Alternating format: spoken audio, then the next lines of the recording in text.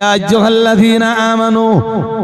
أيها الذين آمنوا اركعوا واسجدوا واعبدوا ربكم وافعلوا الخير لعلكم تفلحون আল্লাহ পাক রব্বুল আলামিন জানিয়েছেন ইয়া আইয়ুহাল্লাযীনা আমানু মহান আল্লাহ জানিয়েছেন হে দুনিয়ার ঈমানওয়ালা মানুষের দল ইরকাউ তোমরা রুকু করো আল্লাহ পাক রব্বুল আলামিন আবার জানিয়েছেন ওয়াসজুদু তোমরা সাজদা দাও আল্লাহ পাক আবার জানিয়েছেন উবুদু রাব্বাকুম তোমরা তোমাদের রবের ইবাদত করো আল্লাহ পাক আবার জানিয়েছেন ওয়াফআলুল খায়রা আল্লাহ পাক জানিয়েছেন তোমরা নেক কাজের আঞ্জাম দাও নেক কাজের রূপায়ণ করো আমরা জানো আল্লাহকে বললাম ও রব্বুল আলামিন আল্লাহ আমরা যদি রুকু করি আমরা যদি সাজদা দেই আল্লাহ আমরা যদি ইবাদত করি রবের উপাসনা যদি করি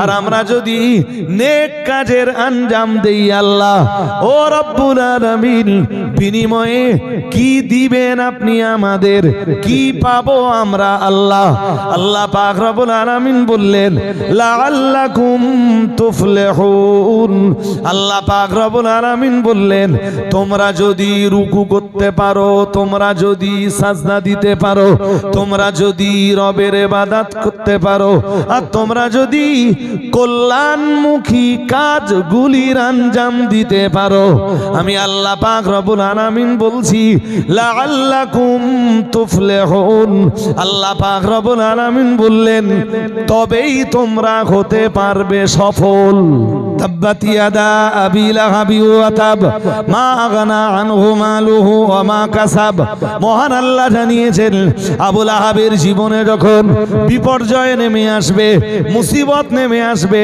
আবু লাহাবের হাত দুটি যখন ধ্বংস হবে এবং আবু লাহাব নিজেও যখন ধ্বংস হবে আল্লাহ পাক রব্বুল আলামিন জানিয়েছেন মা আগনা আনহু মালুহু ওয়া মা কাসাব আল্লাহ পাক রব্বুল আলামিন জানিয়েছেন না না না না না আবু লাহাবের মাল আবু লাহাবকে বাঁচাতে পারবে না তার হাতে প্যারালাইসিস হবে এবং সে নিজেও ধ্বংস হবে কিন্তু ওই কঠিন মুহূর্তে আবু লাহাবের জীবনে উপার্জিত 8 কেজি সোনা তার কোনো উপকারে আসবে না আল্লাহ পাক রব্বুল আলামিন বললেন ওয়া মা কাসাব আল্লাহ পাক রব্বুল আলামিন বললেন আর আবু লাহাব যে সন্তানগুলি লালন পালন করেছে বিপদের দিনে আবু লাহাবের সন্তানেও তার কোনো উপকার করবে না আল্লাহ পাক রব্বুল আলামিন সূরা লাহাবের 3 নম্বর আয়াতে জানিয়েছেন মা আগনা আনহু মালুহু ওয়া মা কাসাব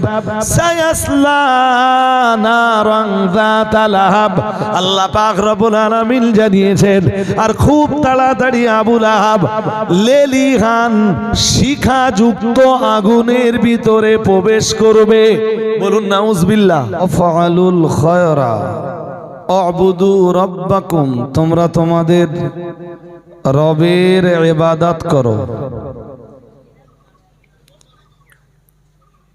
নাম্বার 4 আফআলুল খায়রা ভালো ভালো কাজের আঞ্জাম দাও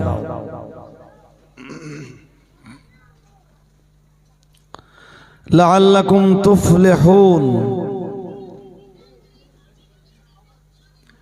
সম্ভবত তোমরাই সফল হতে পারবে সুবহানাল্লাহ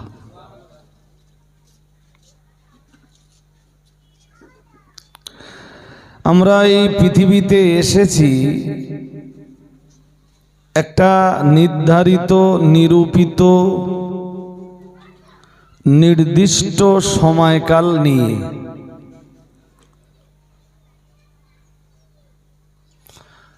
নির্দিষ্ট সময় হওয়ার পর আমরা কেউ এই পৃথিবীতে থাকব না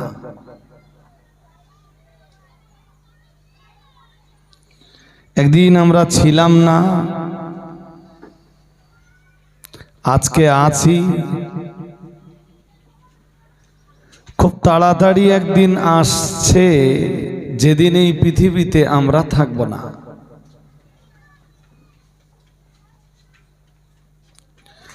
আমি ছোটবেলায় নারায়ণপুর গ্রামের যেসব মানুষ দেখেছি, যাদেরকে দাদা বলে ডাকতাম, চাচা বলে ডাকতাম, তাদের অনেকেই আজকের পৃথিবীতে নেই।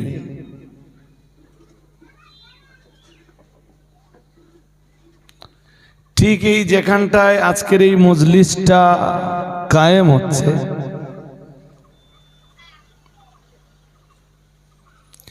এই মজলিসের আশপাশে আমি এমন বহু মানুষকে দেখেছি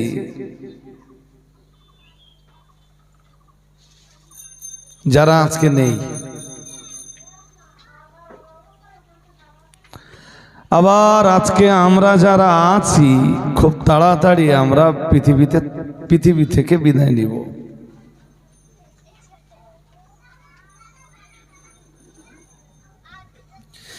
পৃথিবীটা হলো আমাল হায়াতুদ দুনিয়া ইল্লা মাতাউল গুরুর।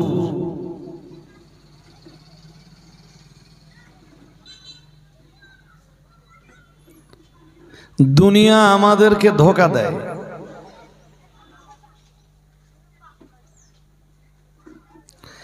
আমি খুব দায়িত্ব নিয়ে হয়তো বলতে পারবো যে এখান থেকে 100 বছর পরে,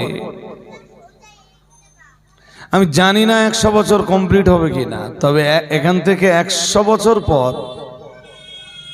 আজকের যারা নারায়ণপুরের মানুষ, হয়তো 100 বছর পরে কেউ থাকবে না। সবার জায়গা কবরে। হয়তো এক একজন থাকলেও থাকতে পারেন, তবে না থাকবার সম্ভাবনা প্রবল।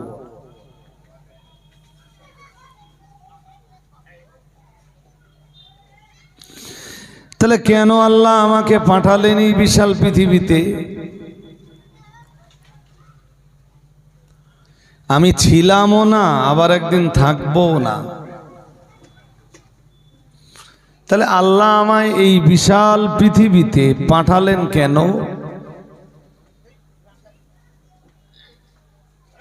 সেটা আল্লাহ কোরআনুল কারীমে ব্যক্ত করেছেন। কোরআনুল কারীমে আল্লাহ বলেছেন,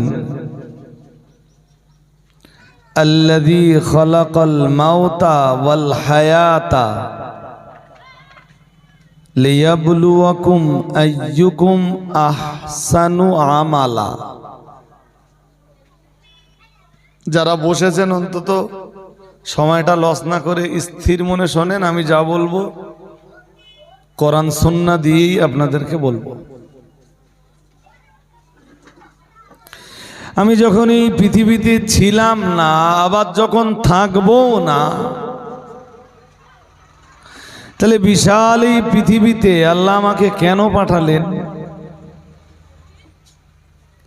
আল্লাহ তার জবাবে বলেছেন, কেন জানো? আমি তোমাদেরকে পাঠিয়েছি কেন জানো? আমি তোমাদের এই মৌত আর হায়াত আর মৌত সৃষ্টি করেছি। আমরা বললাম কেন? আল্লাহ জবাব দিয়ে বললেন, লিয়াবলুয়াকুম আইয়ুকুম আহসানু আমালা। তোমাদের ভিতরে কে বা কারা সর্বাপেক্ষা সুন্দর আমল করতে পারেন, আমি তার একটা পরীক্ষা নিব।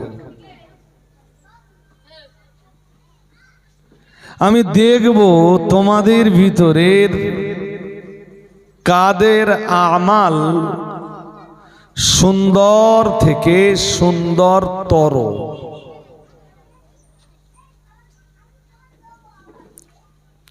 তাহলে আমি এই পৃথিবীতে ছিলাম না, আবার থাকবো না, কেন আল্লাহ আমায় পাঠালেন? তার জবাব আমি যেন, যিনি আমাকে পাঠিয়েছেন, আমি যেন তার কাছে সুন্দর কিছু আমল নিয়ে ফিরতে পারি।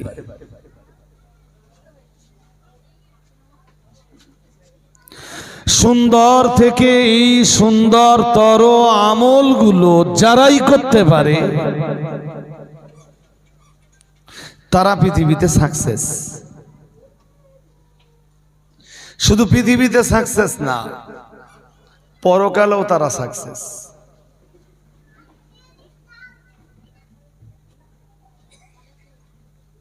আমার কথা খুব মন দিয়ে শুনুন।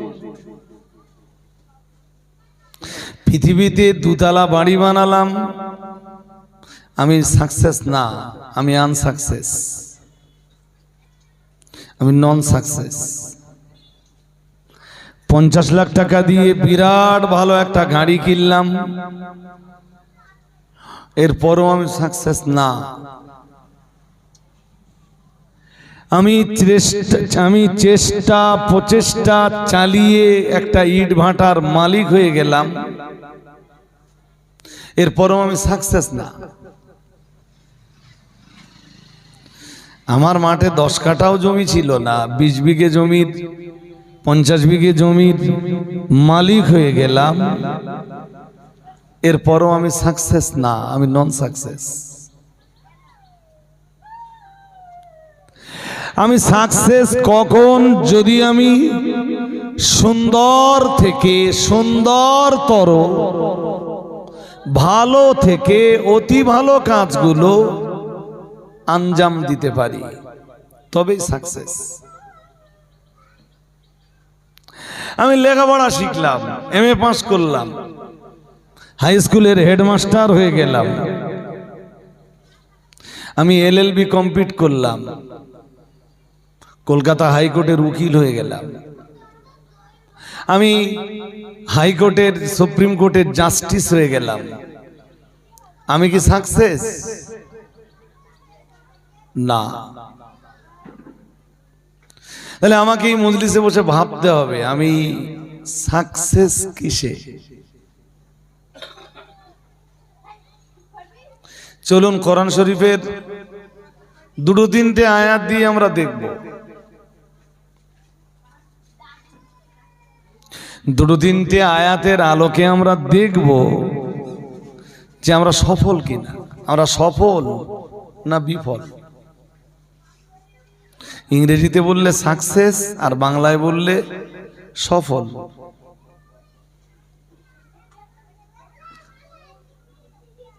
আগে এক সময় পেটে 3 বেলা 3 মুঠো ভাত জুটত না, এখন ভাত কাপড়ের সমস্যা নেই, তাহলে কি আমি সাকসেস? না।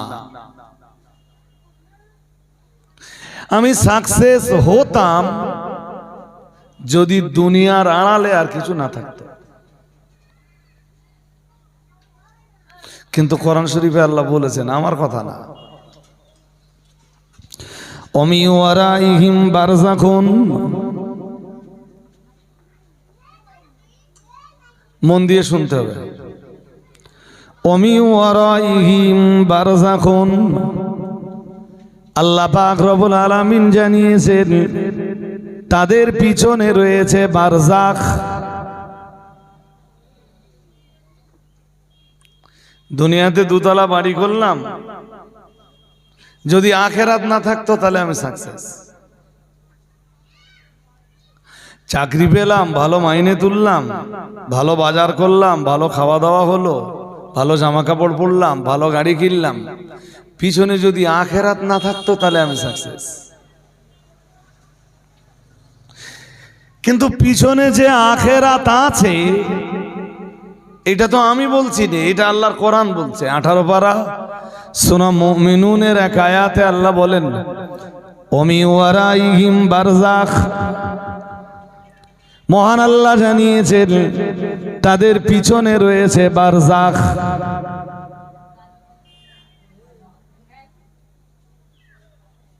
বারযাখটা কি? বারযাখ, এদিকে একটু মানা করতে হবে, খুব ডিস্টার্ব করছে এরা। অভি তুমি একটু যাও,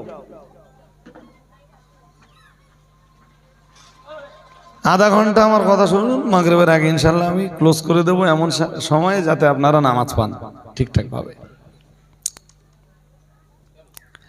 আল্লাহ বলেন তাদের পিছনে বারযাখ রয়েছে। বারযাখ বারজাখটা কি দেখুন,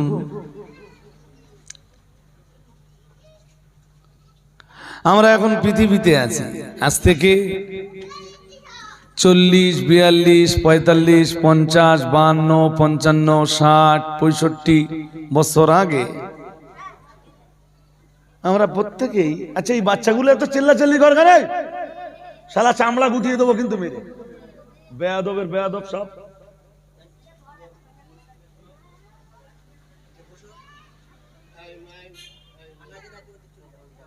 ওই সামনে চলে আয়, সামনে চলে আয়, চলে আয়।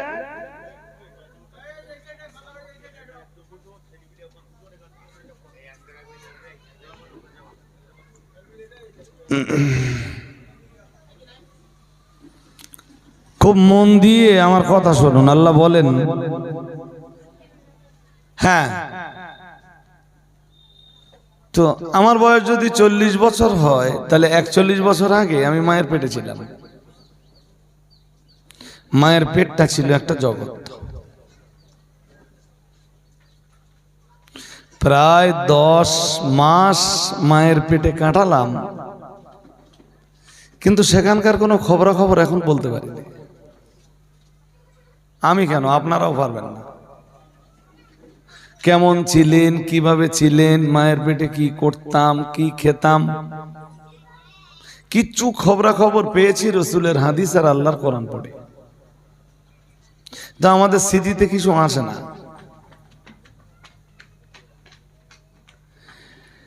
ঠিক মায়ের পেটে থাকবার আগে আমরা রুহের জগতে ছিলাম। রুহের জগৎ থেকে মায়ের পেটের জগৎ, মায়ের পেটের জগৎ থেকে দুনিয়ার জগৎ, দুনিয়ার জগৎ থেকে ঠিক মৃত্যুর পরপরই আমরা আরেকটা জগতে যাব। ওই বাড়ি বাড়ি দাওরে, একদম ডিস্টার্ব করতে দিও না। আমরা আরেকটা জগতে খুব তাড়াতাড়ি যাব, সেই জগৎটার নাম কবর। আমার কথা শুনছেন সবাই? সেই জগৎটার নাম কি বলুন? কবর। এই কবর জগৎকে কোরআনের ভাষায় বলা হয় বারজাখ।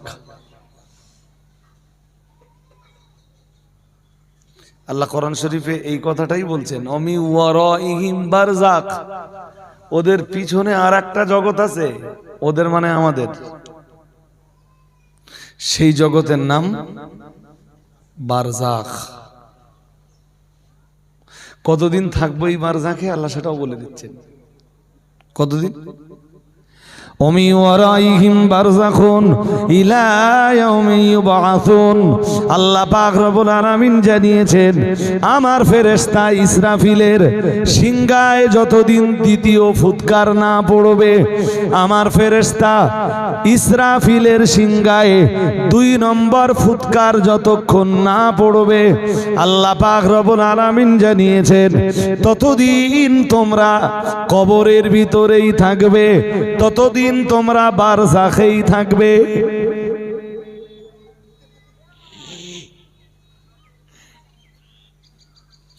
আল্লাহর একজন ফেরেশতা আছেন, তার নাম ইসরাফিল। তিনি আমার দিকে তাকান। ওই আমরা কেউ কেউ যখন বাঁশি মুখে এনে দাঁড়াই,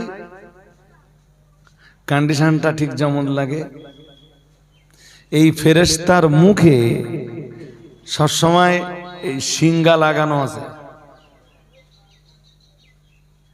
শুধু আল্লাহর হুকুমের অপেক্ষা করছে। আল্লাহর হুকুম হলেই ফেরেশতারা বাঁশি ফুঁকে দেবে।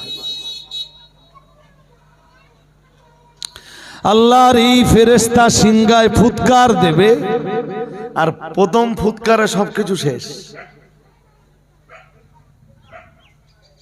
বিরাট সাত করে তৈরি করা 3 তলা বাড়ি শেষ। হাড় ভাঙা উপার্জন করে রাস্তার ধারে 1 বিঘে জমি কেনা ছিল, শেষ। কল কারখানা, দোকান, মার্কেট, বাজার, ব্যবসা বাণিজ্যের জায়গা সব শেষ।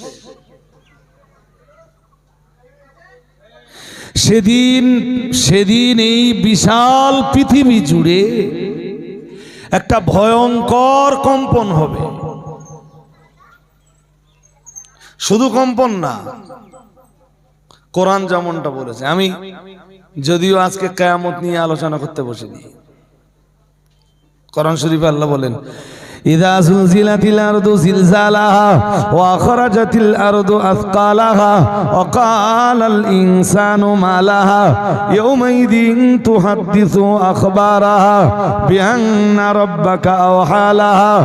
আল্লাহ পাক রব্বুল আলামিন জানিয়েছেন, ইযা যুলজিলাতিল আরদু জিলজালাহা, মহান আল্লাহ জানিয়েছেন যেদিন নিজ কম্পনে দুনিয়াটা কেঁপে উঠবে, পৃথিবী যেদিন স্বীয় কম্পনে প্রকম্পিত হবে, গোটা পৃথিবীকে যেদিন প্রকম্পিত করে তোলা হবে।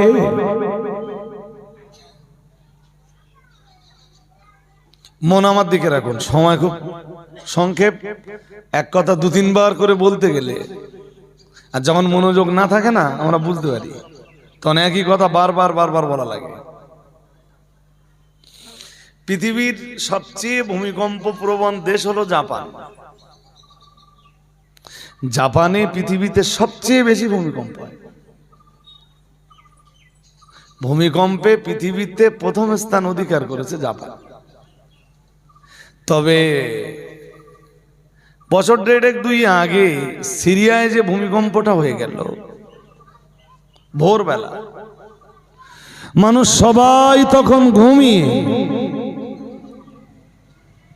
এই ভূমিকম্পে বিশাল বিশাল অট্টালিকাগুলো ভেঙে পড়ল, চূর্ণ বিচূর্ণ হয়ে গেল। আল্লাহ বলেন, কিয়ামতের দিন একটা ভূমিকম্প হবে।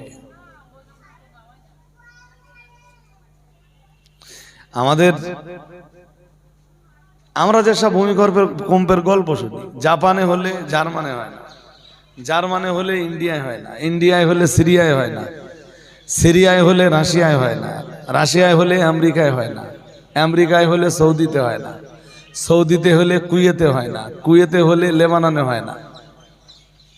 কিন্তু কিয়ামতের দিন একটা ভূমিকম্প হবে, সেই ভূমিকম্পটা একই সঙ্গে গোটা পৃথিবী জুড়ে হবে।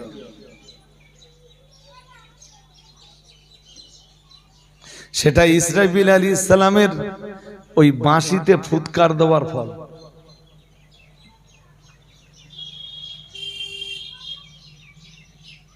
আমি কি করে বোঝাই বলেন দিন, একটা উদাহরণ দেই, দিলে বুঝতে পারবেন। ওই পিকনিক করতে যায় যেসব ছেলেরা বক্স টক্স বাজায়, 8টা 10টা 12টা 14টা বক্স, একদম ফুল ভলিউম দেয়, তো ওর পিছনে যে গাড়ি নিয়ে দাঁড়াবেন মনে হবে যেন কাঁপ হচ্ছে, গাড়ি কাঁপছে।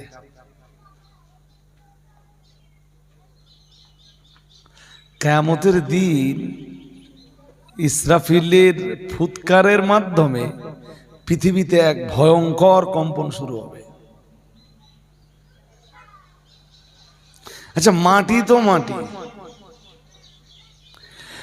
মাটির কাঁপুনি বন্ধ করার জন্যই আল্লাহ পৃথিবীতে পাহাড় সৃষ্টি করেছিলেন। পৃথিবী সৃষ্টি করার পরে পৃথিবী খুব কাঁপছিল এই মাটি। আলাম নাজআলিল আরদা মিহাদা ওয়াল জিবালা আওতাদা ওয়া খালাকনাকুম আজওয়াজা। মহান আল্লাহ জানিয়েছেন, আমি কি জমিনকে বিছানা বানাইনি? ওয়াল জিবালা আওতাদা, আল্লাহ পাক রব্বুল আলামিন জানিয়েছেন, আমি কি দুনিয়ার মাটির উপরে বিশাল এই পাহাড়গুলোকে জমিনের পেরেক বানাইনি? সুবহানাল্লাহ। আর একটু মন খুলে বলেন, বিশাল বিশাল এই পৃথিবীর কম্পন বন্ধ করতে আল্লাহ পাহাড়গুলোকে পেরেক স্বরূপ গেড়ে দিলেন।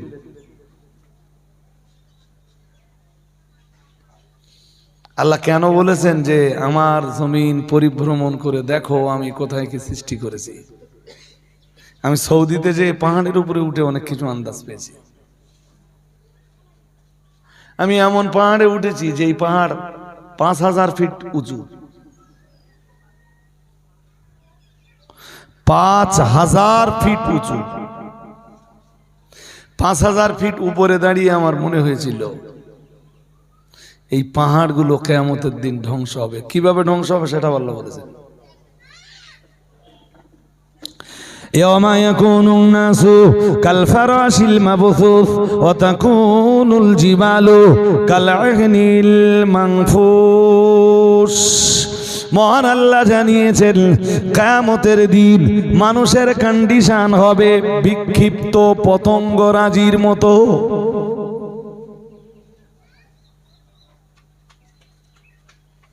কি করে বোঝাই বলেন দিন? ওই আলো টালো জ্বাললে বিক্ষিপ্ত কিছু পোকা ঘুরে বেড়ায় দেখেছেন? ঠিক মানুষের কন্ডিশন কিয়ামতের দিন ওই রকম হবে। আল্লাহ পাক আবার জানিয়েছেন ওয়া তাকুনুল জিবালু কাল ইগনিল মানফুস। মহান আল্লাহ জানিয়েছেন পাহাড়গুলো সেদিন ধ্বনিত তুলার মতো উড়বে। লেপটেপ যারা বানায়, আমরা আগে দেখতাম লেপটেপ যারা বানায় তুলো যখন ধনে, ওই ধ্বনিত তুলা যেমন ওড়ে, কোরআন বলছে সেদিন পৃথিবীর এমন এক কম্পন হবে, ওই কম্পনে পাহাড়গুলো পর্যন্ত ধ্বনিত তুলার মতো উড়বে। এ কথা সত্যি না মিথ্যা? জোরে বলেন। আচ্ছা, পাহাড় যদি তুলোর মতো ওড়ে, আমি আবার বলছি পাহাড় যদি তুলোর মতো ওড়ে তো পৃথিবীর কন্ডিশন কি হবে? আর পৃথিবীতে যে মানুষেরা থাকবে তাদের কন্ডিশন কি হবে?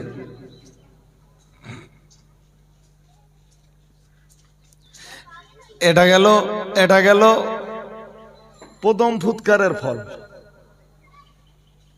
সব শেষ। আকাশ খসে পড়বে। আকাশ চূর্ণ বিচূর্ণ হয়ে যাবে। মহান আল্লাহ জানিয়েছেন ইদাস সামাউ ফাতারাত। অন্য আয়াতে মহান আল্লাহ সূরা মুজাম্মিলের ভিতরে জানিয়েছেন আস-সামাউ মুনফাতিরুম বিহি ওয়া কানা ওয়া'দুহু মাফউলা। মহান আল্লাহ জানিয়েছেন আকাশ সেদিন চূর্ণ বিচূর্ণ হয়ে যাবে।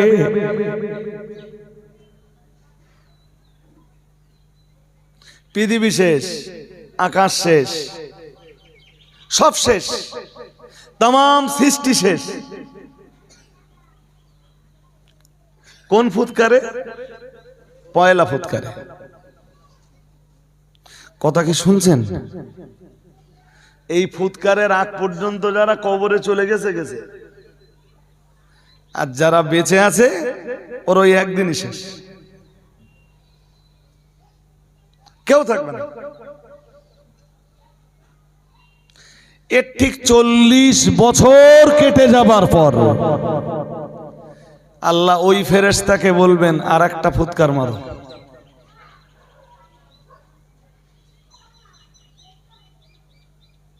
ফেরেশতা আর একটা ফুৎকার দেবেন।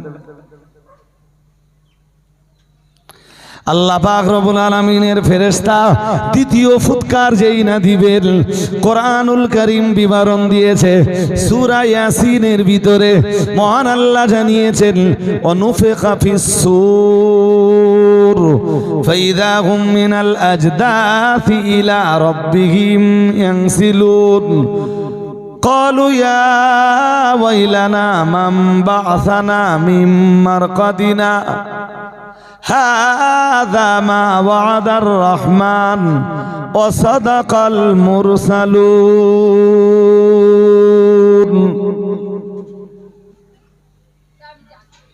এটা আমি সূরা ইয়াসিন থেকে পড়ছি। আল্লাহ বলেন যে ইসরাফিল যখন দ্বিতীয় ফুৎকারটা ফুঁকে দেবেন, কি হবে? ফাইযা হুম মিনাল আজদাথি ইলা রাব্বিহিম ইয়ানসিলুন। মহান আল্লাহ জানিয়েছেন যার যার জায়গা থেকে সবাই আবার উঠে পড়বে। সুবহানাল্লাহ। আর একটু মন খুলে বলেন,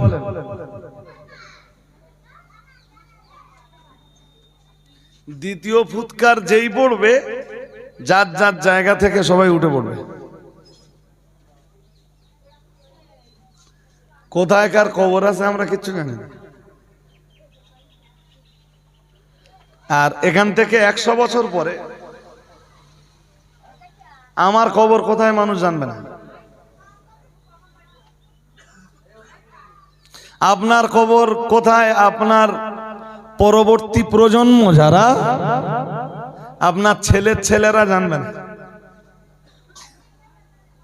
ছেলের ছেলে তার ছেলেরা আপনার কবর কোথায় জানবে না, আপনিও জানেন না। যদি এখন বসে জিজ্ঞেস করা হয় আপনি আপনার আব্বার কবরটা বলতে পারবেন, দাদুর কবর কোথায় বলতে পারবেন। কেউ কেউ হয়তো দাদার বাপের কবরটাও বলতে পারবে, কিন্তু দাদার দাদার কবর কোথায়? বলছে ঘুমাচ্ছে নাকি? খুব ঘুম লেগেছে তা এখানে চলে এসে একটা বালিশ এনে দেই। আচ্ছা ঠিক আছে, খুব মন দিয়ে শোনেন। তো ঠিক আমাদের পরবর্তী প্রজন্মের কন্ডিশন তাই হবে। আমারও যদি বলা হয় যে আমার খুব বেশি হলে আমার দাদার খবরটা কোথায় বলতে পারবো, তাহলে আমার পদদাদার খবর কোথায়, পদদাদার বাবার খবর কোথায়? কিন্তু ইসরাফিলের এই দ্বিতীয় ফুৎকারের পরে সবাই কবর থেকে যার যার জায়গা থেকে উঠে পড়বে। শুধু উঠে পড়বে না, মিনাল আজদাথি ইলা রাব্বিহিম ইয়ানসিলুন। আল্লাহ পাকের কোরআন জানিয়েছে প্রত্যেকেই তাদের রবের দিকে চলতে শুরু করবে। সুবহানাল্লাহ। আর একটু মন খুলে বলেন, কোন দিকে চলবে? রব। রব কে? জোরে বলুন, আল্লাহ। সবাই চলতে থাকবে তাদের রবের দিকে, দৌড়াতে থাকবে। ইয়ানসিলুন।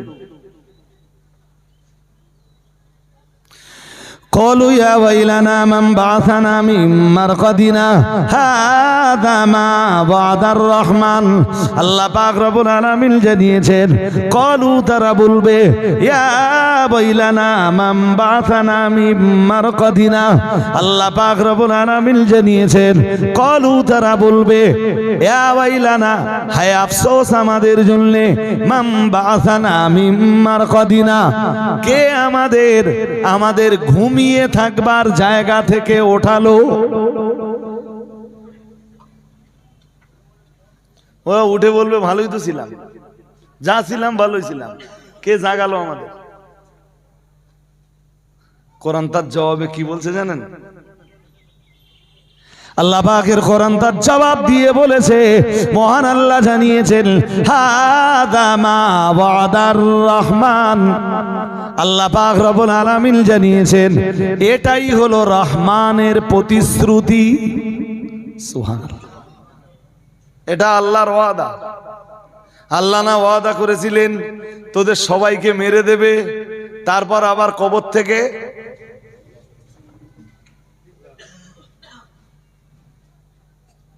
শুধু ওই পর্যন্ত আল্লাহ বলে ছেড়ে দেননি।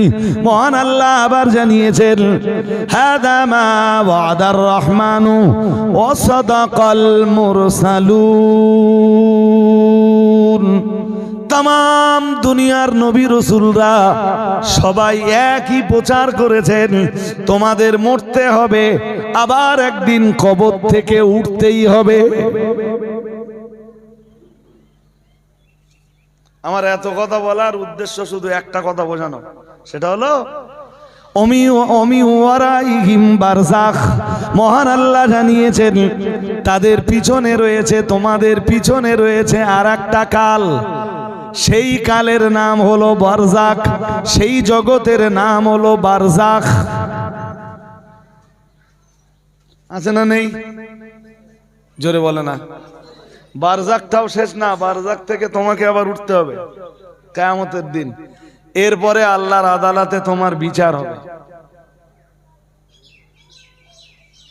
হবে না? হবে না? জোরে বলেন। হবে। এখন যদি দুনিয়ার পিছে কিছু না থাকতো তাহলে যে পাকা বাড়ি করেছে সে সাকসেস। এখন যদি দুনিয়ার পিছনে আর কিছু না থাকতো তাহলে যে চাকরি পেয়েছে সে সফল। দুনিয়ার পিছনে যদি আর কিছু না থাকতো তাহলে যে ইট ভাটায় শেয়ার হতে পেরেছে 20 পয়সা, সে সাকসেস।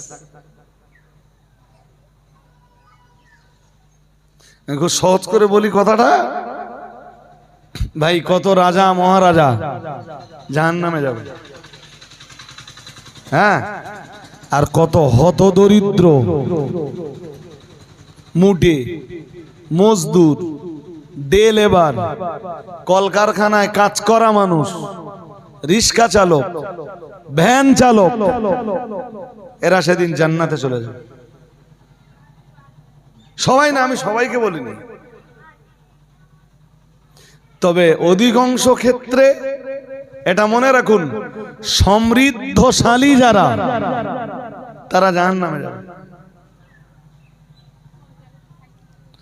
আর অধিকাংশ ক্ষেত্রে দুর্বল আর গরিব শ্রেণীর মানুষেরা জান্নাত পাবে।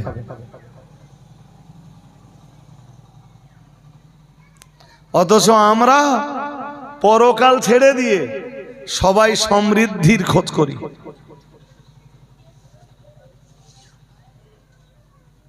সমৃদ্ধির খোঁজ করা ভালো, পরকাল ছেড়ে দিয়ে নয়। সম্পদের অনুসন্ধান করা ভালো, দুনিয়ার পিছনে যে জগৎটা আছে সেই জগৎটা ভুলে যেয়ে নয়।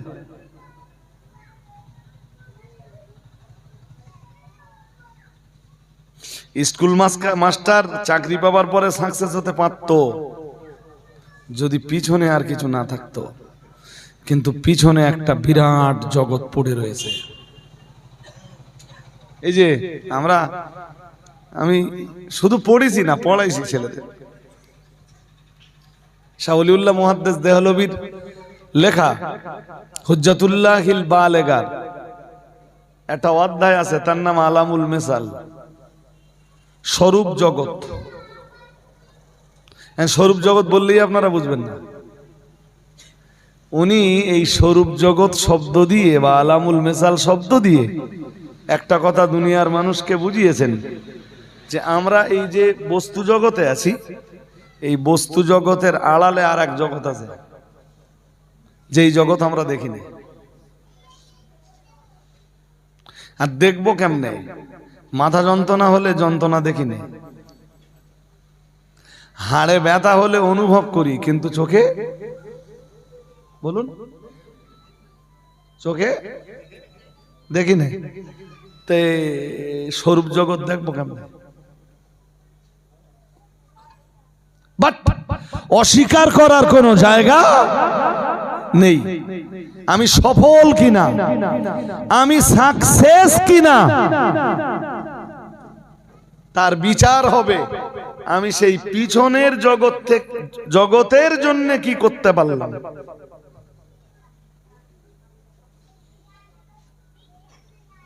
আর এই ঘরবাড়ির প্রতিযোগিতা এ তবু বৈধভাবে হলে তাদের পিঠ বাঁচবে।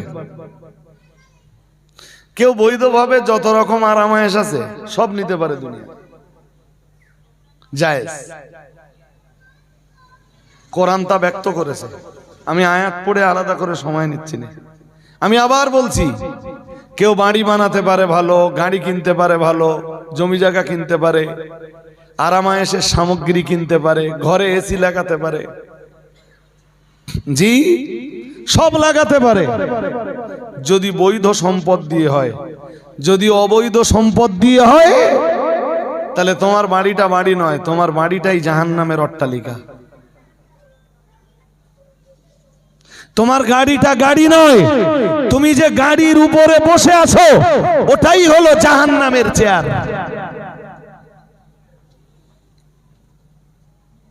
কারণ তোমার পিছনের জগৎ তাই বলছে। আমি আমার এই ছোট্ট গ্রামের মানুষদের কাছে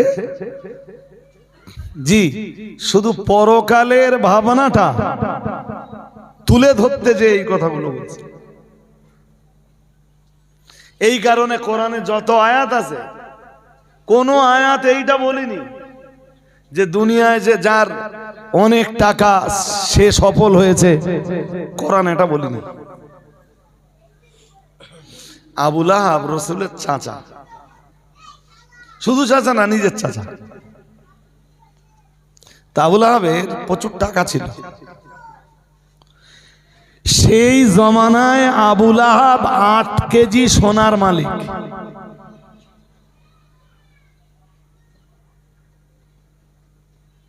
আট কেজি সোনা মানে বিশাল ব্যাপার বলো। সেই জমানায় যখন লোকের কোন দিন 24 ঘন্টা কেটে যেত, কিছু খাওয়া হতো না, আবু লাহাব তখন 8 কেজি সোনার মালিক। অথচ কোরআন কি বলেছে তার ব্যাপারে? সূরা লাহাব পড়ে দেখুন। তাব্বাত ইয়াদা আবি লাহাবি ওয়া তাব মা আগনা আনহু মালুহু ওয়া মা কাসাব। মহান আল্লাহ জানিয়েছেন আবু লাহাবের জীবনে যখন বিপর্যয় নেমে আসবে, মুসিবত নেমে আসবে, আবু লাহাবের হাত দুটি যখন ধ্বংস হবে এবং আবু লাহাব নিজেও যখন ধ্বংস হবে, আল্লাহ পাক রব্বুল আলামিন জানিয়েছেন মা আগনা আনহু মালুহু ওয়া মা কাসাব। আল্লাহ পাক রব্বুল আলামিন জানিয়েছেন না না না না না, আবু লাহাবের মাল আবু লাহাবকে বাঁচাতে পারবে না, তার হাতে প্যারালাইসিস হবে এবং সে নিজেও ধ্বংস হবে। কিন্তু ওই কঠিন মুহূর্তে আবু লাহাবের জীবনে উপার্জিত 8 কেজি সোনা তার কোনো উপকারে আসবে না। আল্লাহ পাক রব্বুল আলামিন বললেন ওয়ামা কাসাব। আল্লাহ পাক রব্বুল আলামিন বললেন আর আবু লাহাব যে সন্তানগুলি লালন পালন করেছে, বিপদের দিনে আবু লাহাবের সন্তানেও তার কোনো উপকার করবে না। আল্লাহ পাক রব্বুল আলামিন সূরা লাহাবের 3 নম্বর আয়াতে জানিয়েছেন মা আগনা আনহু মালুহু ওয়া মা কাসাব সায়াসলা নারান যাতা লাহাব। আল্লাহ পাক রব্বুল আলামিন জানিয়েছেন আর খুব তাড়াতাড়ি আবু লাহাব লেলিহান শিখাযুক্ত আগুনের ভিতরে প্রবেশ করবে। বলুন নাউজুবিল্লাহ। আরো জোর আওয়াজে বলেন নাউজুবিল্লাহ। কোন আগুন? লেলিহান শিখাযুক্ত আগুন। কোরআন তাকে লেলিহান শিখাযুক্ত আগুনের দুঃসংবাদ শোনাচ্ছে।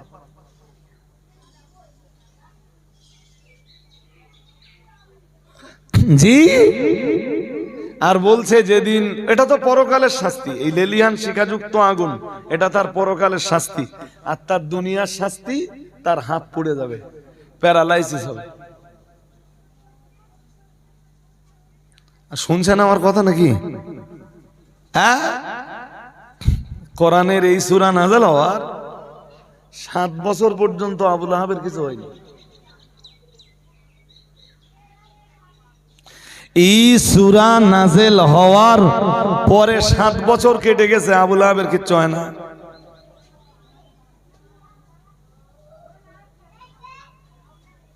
হাজরিনে মজলিস, 7 বছর পরে আবু লাহাবের শরীরে শুরু হলো যে রোগটা, তাফসীরকারকরা লিখেছেন রোগটার নাম হলো আদাস।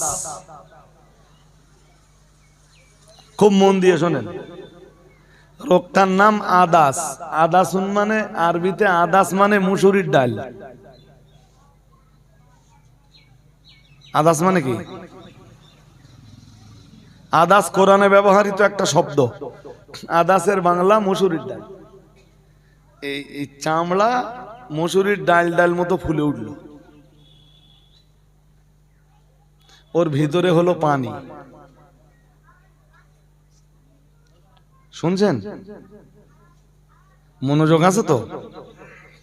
ওর ভিতরে কি হলো? পানি। ওই পানি থেকে শুরু হলো পচনা। প্রথম কি হলো? আদাস, মানে মসুরির ডালের মতো, আর কিচ্ছু না। পুরো বসন্ত বলছি না আমি, বসন্তর আরবি আবার আলাদা। আবুল আহাবের যেটা হয়েছিল তারে আরবিতে বলে আদাস। তুমি আমি উদাহরণ দিয়ে বোঝাচ্ছি আর কি। যেমন আমার দেশে বসন্ত, পানি একটু গেলে দেয়, তারপর ঘাস নাচতে, বলুন বলুন। আবুল আহাবের আর সকালও না, তাম আরবের হেকিমদের ডাকলে, আরব শুধু না, আরব দুনিয়ার বড় বড় চিকিৎসকদের ডাকলো, ডেকে তারা এসে বললো একটা বিরল রোগ, আমরা হেরে গেছি।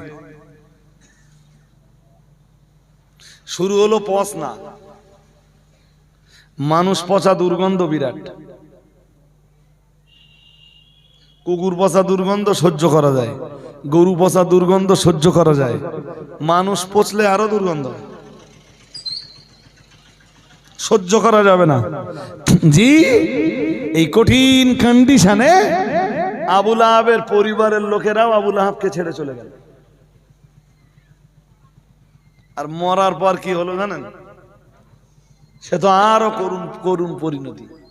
আবুল আহাবের ছেলেরা মৃত্যুর পরে এলো, এসে হাফসিদের ভাড়া করলে।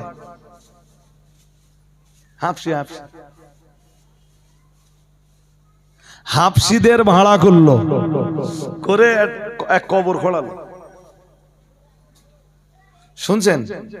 সেই কবরের ভিতরে ওই কাঠের গুড়ি ভ্যানে তোলার সময় যেমন কি হাত দিয়ে ধরে তোলে, কি করে,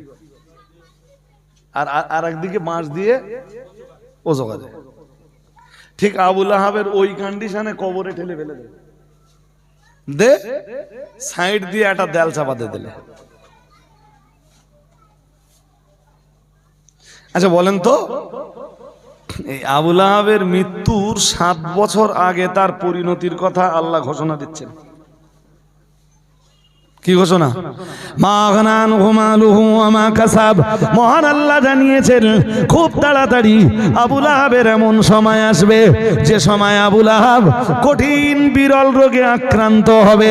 শুধু আক্রান্ত হবে না, তার হাত দুটো ধ্বংস হবে, ওই রোগে সে নিজেও ধ্বংস হবে। আর যেদিন সে এই বিরল রোগে আক্রান্ত হবে, আল্লাহ পাক রব্বুল আলামিন জানিয়েছেন তার সম্পদ কোনো কাজে আসবে না, তার টাকা পয়সা কোনো কাজে আসবে না, তার সন্তান ও বিপদের সময় কেউ তার কাছে থাকবে না। এটা তার দুনিয়ার শাস্তি। আর তার আখিরাতের শাস্তি হলো সায়াসলা নারান যাতা লাহাব।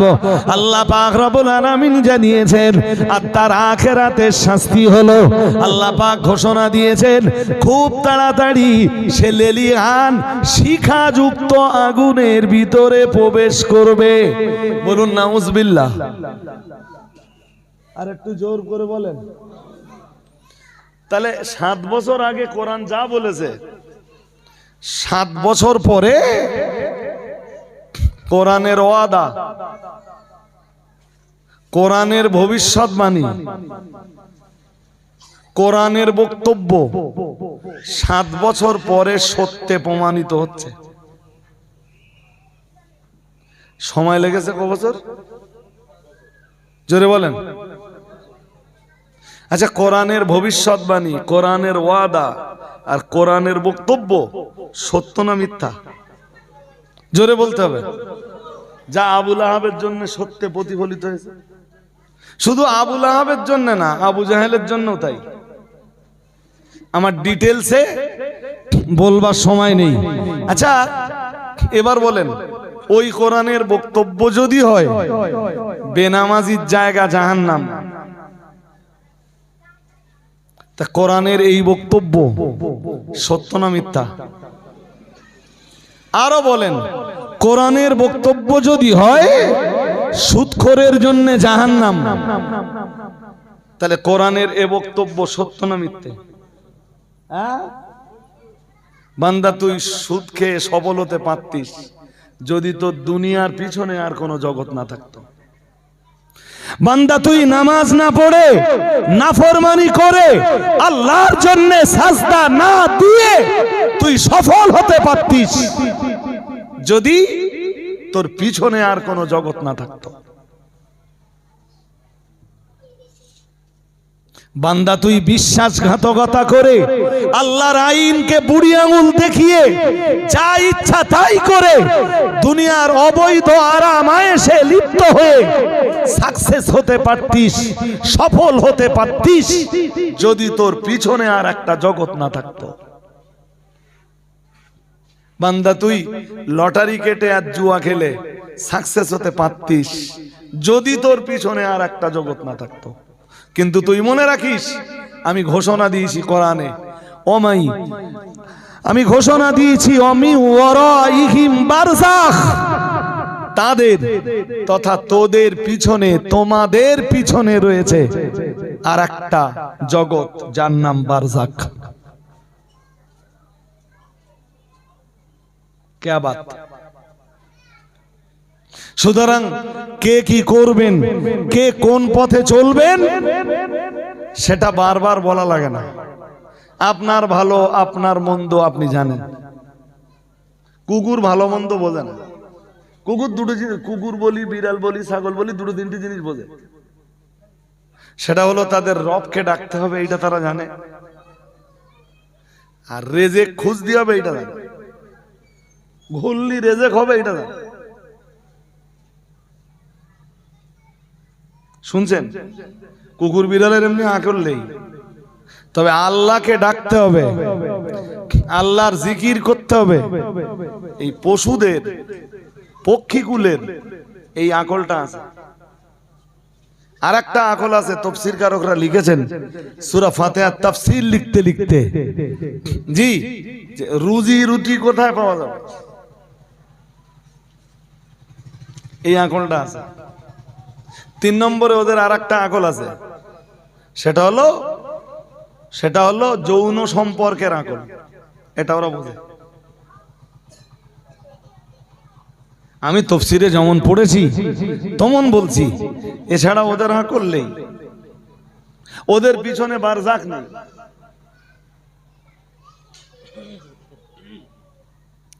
আয়াত একটা পড়েছিলাম, এবার আয়াতটা বলবো, তার আগে বলি, সুতরাং এনি কন্ডিশন আপনাকে সাকসেস হতে হবে। শোনেন, তার আগে একটা ঘোষণা দিয়ে নেই, সেটা হলো দোয়া মাগরিবের পরে হবে। ওরা তো দুটো খানা পিনার ইন্তজাম করেছে, আর এখন আমি ছেড়ে দিলে সবাই যাবে নামাজে, তো ওদের সেই খানাটা বন্টনের সুযোগ তো দিতে হবে। আমার ভীষণ ব্যস্ততা, মাগরিবের নামাজ পড়ে আমরা আবার 5:34 মাগরিব আজান, তো আমরা ঠিক 6টায় আবার বসবো, 6টায় বসবো, আর 6:30টার ভিতরে অল কমপ্লিট। নইলে আমার পরের জলসা রয়েছে 7:30টায়, তারপরের জলসা 9টায়, তারপরের জলসা আবার 11টায়। সুতরাং যিনি যেখানে থাকেন মাগরিব পড়ে একটু আসবেন। দোয়া থেকে কেউ এখানে মাগরিব না, না এখানে হবে না, এখানে সেই পরিবেশ নেই। আর হবে সে নামাজের পার্টি জোগাড় করে ওই রাস্তার উপর পড়তে হবে, তাহলে হবে। সেই ব্যবস্থা করা যাবে। এখন চট্টট আনা আছে, হ্যাঁ, তো অনেকে মসজিদে যেতে চাবেন, যদি মনে হয় যে মসজিদে যাবেন যান, আর নইলে এখানে আজান হবে, এখানে জামাত হবে। তাহলে তোমরা চট রেডি করো, এখনো কমিনিট বাকি আছে। আপনাদের উজুর সময়, ইস্তেঞ্জার সময় এখনো 14 মিনিট বাকি আজান। তো আমি কমিনিট আগে ছেড়ে দেবো, যাতে কারণ নামাজে ডিস্টার্ব না হয়। এখন উঠলে হবে না, এখন উঠলে হবে না। তারপর আজান হতে একটা সময় যাবে। আর কেউ যদি মনে করেন যে আপনি জামাতে যাবেন, তাহলে আটকানোর অধিকার আমার কেন? আমার 14 পুরুষেরও নেই। জি, ওরা না চেয়ারগুলো তুলে দেবে, চট পেতে দেবে, আর বাড়ি থেকে 2-4টে বেডশিট লাগবে, কিন্তু ওই বেডশিট গুলো বিছাতে হবে। এই রাস্তার ওপরেই আমরা নামাজ পড়ে নেবো ইনশাল্লাহ। তো আমার দিকে তাকান, হয়ে গেছে আমার মাগরিব পড়ে আমরা শুধু দোয়া, সালাম, কিয়াম সালাম আর দোয়া। এখন আর পসিবল হবে না। কি বলছিলাম? একটা আয়াত পড়েছিলাম শুরুতে, সেই আয়াতটা বলি। যেহেতু পিছনে আর এক জগৎ আছে, তাই এনি কন্ডিশন, যে কোনো পরিবেশে আমাদেরকে সাকসেস হতে হবে, সফল হতে হবে। আর সফলতার যে সূত্র, সেই সূত্র আল্লাহ রাব্বুল আলামিন কোরআনুল কারীমে দিয়েছেন। আয়াতটা পড়ি আমি। ইয়া আইয়ুহাল্লাযীনা আমানু, ইয়া আইয়ুহাল্লাযীনা আমানু রুকউ ওয়াসজুদু ওয়া'বুদু রাব্বাকুম ওয়াফআলুল খায়রা লাআল্লাকুম তুফলিহুন। আল্লাহ পাক রব্বুল আলামিন জানিয়েছেন, ইয়া আইয়ুহাল্লাযীনা আমানু, মহান আল্লাহ জানিয়েছেন, হে দুনিয়ার ঈমানওয়ালা মানুষের দল, ইরকাউ, তোমরা রুকু করো। আল্লাহ পাক রব্বুল আলামিন আবার জানিয়েছেন, ওয়াসজুদু, তোমরা সাজদা দাও। আল্লাহ পাক আবার জানিয়েছেন, উবুদু রাব্বাকুম, তোমরা তোমাদের রবের ইবাদত করো। আল্লাহ পাক আবার জানিয়েছেন, ওয়াফআলুল খায়রা, আল্লাহ পাক জানিয়েছেন, তোমরা নেক কাজের আঞ্জাম দাও, নেক কাজের রূপায়ণ করো। আমরা জানো আল্লাহকে বললাম, ও রব্বুল আলামিন আল্লাহ, আমরা যদি রুকু করি, আমরা যদি সাজদা দেই, আল্লাহ আমরা যদি ইবাদত করি, রবের উপাসনা যদি করি, আর আমরা যদি নেক কাজের আঞ্জাম দেই, আল্লাহ ও রব্বুল আলামিন বিনিময়ে কি দিবেন আপনি আমাদের? কি পাবো আমরা? আল্লাহ পাক রব্বুল আলামিন বললেন, লাআল্লাকুম তুফলিহুন। আল্লাহ পাক রব্বুল আলামিন বললেন, তোমরা যদি রুকু করতে পারো, তোমরা যদি সাজদা দিতে পারো, তোমরা যদি রবের ইবাদত করতে পারো, আর তোমরা যদি কল্যাণমুখী কাজগুলির আঞ্জাম দিতে পারো, আমি আল্লাহ পাক রব্বুল আলামিন বলছি, লাআল্লাকুম তুফলিহুন। আল্লাহ পাক রব্বুল আলামিন বললেন, তবেই তোমরা হতে পারবে সফল। আর একটু মন খুলে বলেন, কাজ চারটে, এই যে চারটে কাজ: রুকু, সাজদা, ইবাদত এবং ফি'লুল খায়রাতের আঞ্জাম। দ্যাটস মিন ভালো কাজের রূপায়ণ করা, ভালো কাজের আঞ্জাম দেওয়া, ভালো কাজের সম্পাদনা করা। এই কাজগুলো যারা করে, আল্লাহ পাক তাদেরকে আল্লাহ সফলতা দান করেন, তাদের নসিবে আল্লাহ সফলতা মঞ্জুর করেন, তাদেরকে আল্লাহ সাকসেস দিয়ে থাকেন।